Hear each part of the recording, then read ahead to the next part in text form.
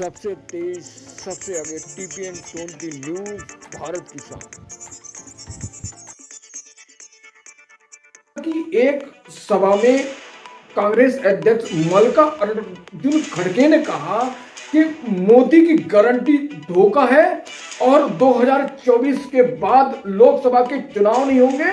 तो जहां एक तरफ पीएम मोदी भारत विकसित यात्रा के द्वारा देश के हर कस्बे, हर गांव तक भारत विकसित यात्रा को पहुंच रही है। मोदी की गारंटी वाली गाड़ी, जिस मोदी की गारंटी का उद्देश्य है कि आपके गांव, कस्बे, शहर में जो लोग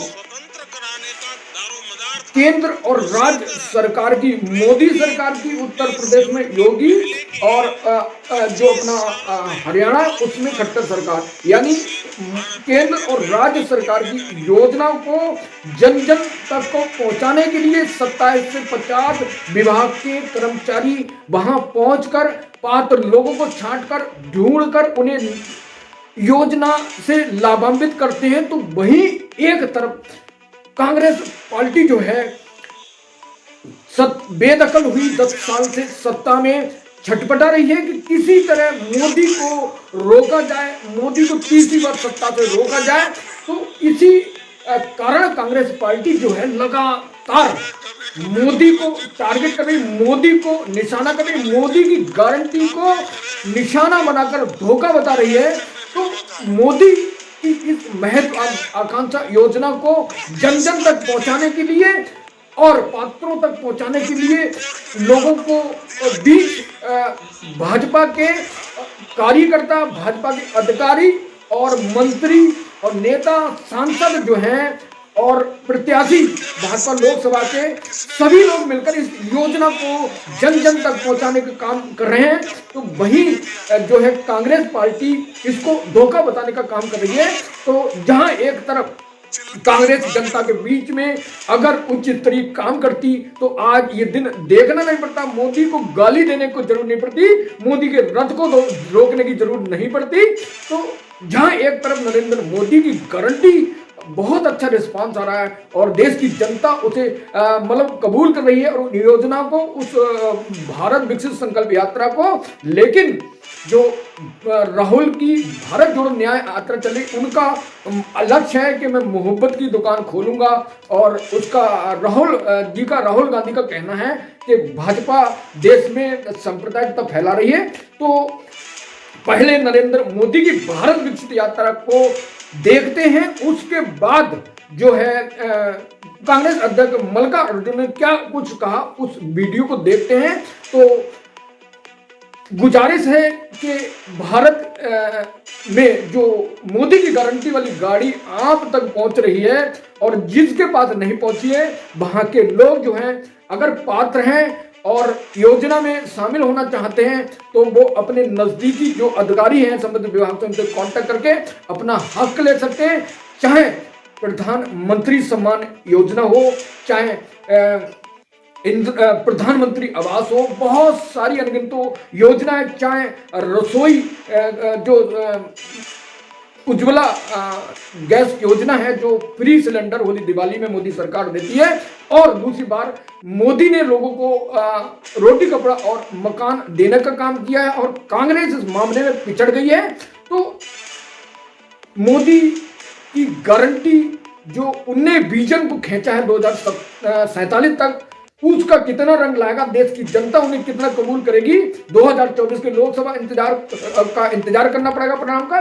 तो देखते हैं मोदी की गारंटी वाली गाड़ी और मोदी जी की संबोधन और कांग्रेस अध्यक्ष मल्लिकार्जुन खड़गे कर रहा है। तो आपका वोट ये तय करेगा कि भारत की दिशा क्या होगी। जिस तरह, याद रखिए दोस्तों, जिस तरह 1947 से 25 साल पहले भारत के नौजवानों पर देश को स्वतंत्र कराने का दारोमदार था, उसी तरह 2047 के पहले के इन 25 सालों में आप पर विकसित भारत के निर्माण की जिम्मेदारी है।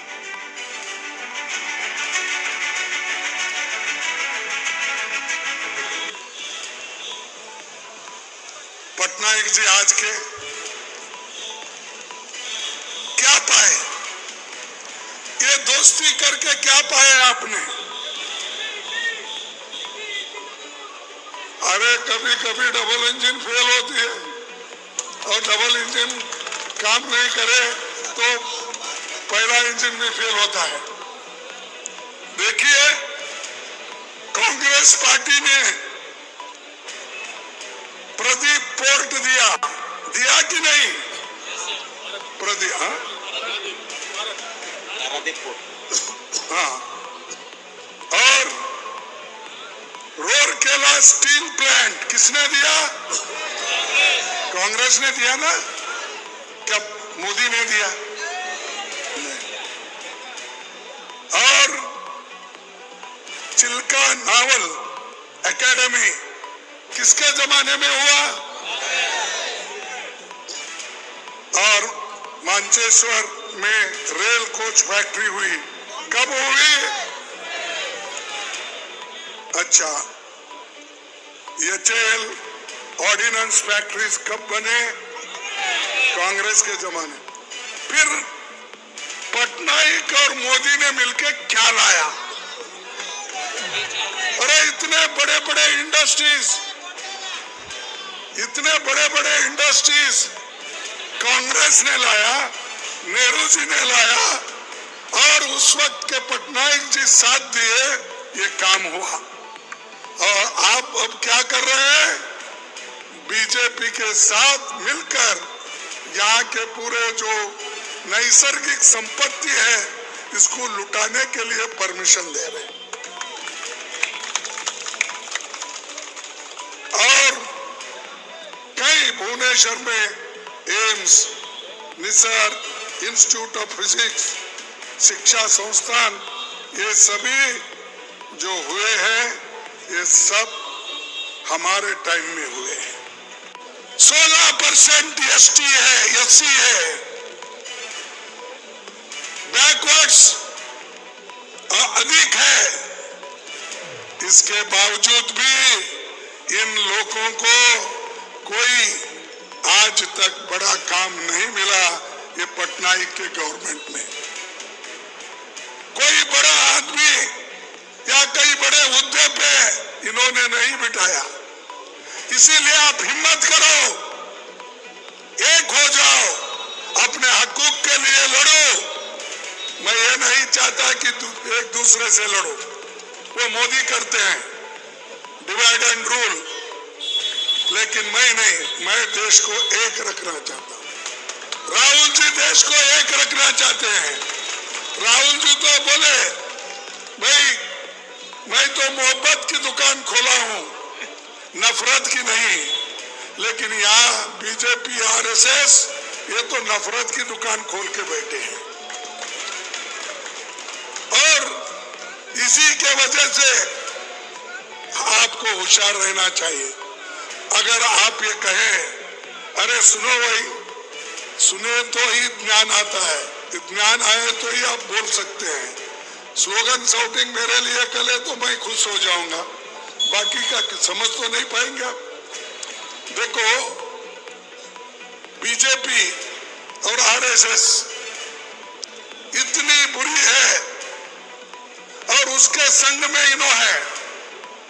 फर्ज करो अगर कोई आदमी, हम कहते हैं भाई ये विष के जैसा है, ये लोग बहुत डेंजर है, इसीलिए उनको दूर रखो, उनको टेस्ट मत करो, हमने कहा।